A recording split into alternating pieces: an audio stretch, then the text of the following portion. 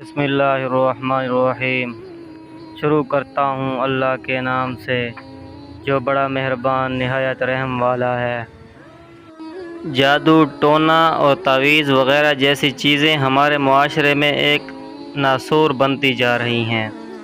لوگ ان کالے عمل کرنے والوں کے چنگل میں پھنس کر اپنوں کی زندگیاں برباد کر دیتے ہیں۔ ہمارے گھر میں کبھی کسی نے تعویذ وغیرہ کا تصور بھی نہیں کیا تھا اور نہ ہی ہم ایسی چیزوں پر یقین رکھتے تھے، مگر جو واقعات ہمارے خاندان کے ساتھ پیش آئے اور جس طرح دیکھتے ہی دیکھتے ہمارا گھر جنت کے نمونے سے دکھوں کا مرکز بنا، اس نے ہمیں بہت کچھ سوچنے پر مجبور کر دیا ہے، اور یوں لگنے لگا ہے کہ کالے عملیات کی دنیا کے سیاہ دلوں والے لوگ گھروں کو برباد کرنے کے لیے ان اوچھے ہتھ کنڈوں کا سہارا لیتے ہیں اور لے رہے ہیں۔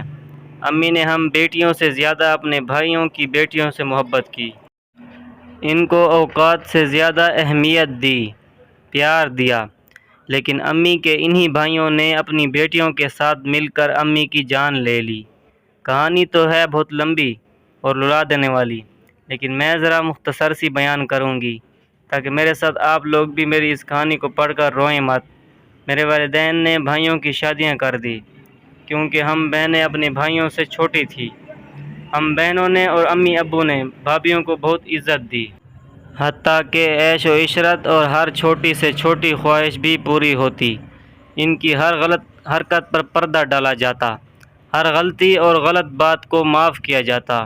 امی ابو ان کے سامنے ہمیں ڈانٹ ڈپٹ دیتے اور کبھی کبھار زیادہ غصہ کر جاتے کہ بھابیاں ہیں، بات مانا کرو، ان کی جو کام کہیں کیا کرو۔ ہم بہنوں نے صاف دل و دماغ سے ان کا ہر کام کرنا۔ ان کے بچے ہوئے تو ہم سب گھر والے بہت خوش ہوئے کہ رونقیں لگ گئیں۔ گھر میں جب سب سے بڑے بھائی کی شادی ہوئی، امی ایک ہفتے بعد بیمار ہو گئیں اور ایسے بیمار ہوئیں کہ چارپائی سے لگ گئیں۔ ہمیں تو پتہ نہیں تھا کہ یہ تعویذ، دھاگے، جادو ٹونا کیا ہوتا ہے۔ جب محلے کے لوگ ہمارے گھر امی کا حال پوچھنے آتے تو یہی کہتے تعویذ ہوئے ہیں بہن پر، لیکن ہم نے پھر بھی یقین نہ کیا۔ ہم ان چیزوں سے آشنا ہی نہ تھی۔ امی کو 5 سال تک سردی، گرمی، بارش، دھوپ ہم یوں ہی ڈاکٹرز کے پاس لے کر جاتے رہے اور امی کا علاج کرواتے رہے۔ دن رات ایک کر کے امی کا علاج کروایا ہم نے۔ امی کچھ بہتر ہوتی تو لیکن امی کے بھائی جب بھی امی سے ملنے آتے، امی کی طبیعت خراب ہو جاتی۔ ماموں کی بیٹی کا رشتہ زبردستی بھائی کے ساتھ طے کروا دیا گیا۔ ماموں نے امی کو ایسا کچھ کیا کہ امی جو تھوڑا بہت چلنے پھرنے کے قابل ہوئی تھیں، پھر چارپائی کی ہو کر رہ گئیں۔ محلے کی عورتیں جب بھی امی کا حال پوچھنے آتی اور پھر وہی بات کرتیں، بیٹا تعویذ ہوئے ہیں آپ کی امی پر۔ امی نے کھانا پینا بھی چھوڑ دیا اور روتیں کہ مجھے کھانا دو۔ امی کو صرف دلیا دیتے، اس کے علاوہ کچھ نہیں۔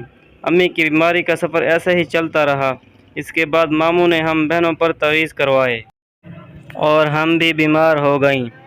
خیر، ہماری بیماری کا سفر بھی ایسے ہی چلتا رہا اور اب تک چل رہا ہے۔ بات ہو رہی تھی بھائیوں کے بچوں کی۔ امی اپنے پوتے پوتیوں کے ساتھ بے انتہا پیار کرتی تھیں۔ ہم نے خود سے زیادہ بھائیوں کو عزت دی، پیار دیا، لیکن انہوں نے بھائیوں کے کان بھرنے شروع کر دیے کہ گھر میں جو چیز آتی ہمیں نہ دی جاتی۔ حالانکہ گھر میں جو چیز بھی آتی ان کو ان کے بچوں کو زیادہ اور سب سے پہلے دی جاتی۔ بس پھر بھائی شروع ہو جاتے ہم سے لڑنے اور اپنا حق لینے۔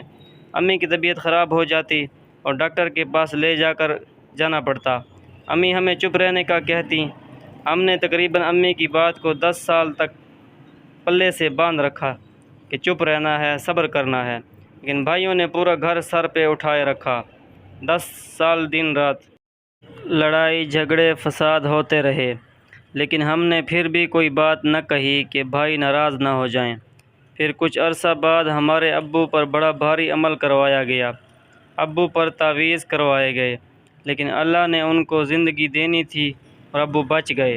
تاہم ایسے ہی تعویذ چاچو اور چاچی پر بھی کروائے گئے۔ چاچو تو جان سے گئے جبکہ چاچی کو معذوری کا سامنا کرنا پڑا اور وہ آج کل لاہور کے ایک ہسپتال میں ہوتی ہیں۔ پھر 3 سال کے بعد امی کو مارنے کی پلاننگ کی گئی۔ حالانکہ امی ابو نے کبھی کسی کا برا نہیں چاہا، کبھی کسی کو تکلیف نہیں دی۔ امی کو اچانک ایک انجان بیماری نے جکڑ لیا۔ وہ ہر لمحہ تڑپتی رہتی، کوئی تکلیف انہیں اندر ہی اندر مار رہی تھی، اور وہ ایک روز ہم سب کو چھوڑ کر خالق حقیقی سے جا ملی۔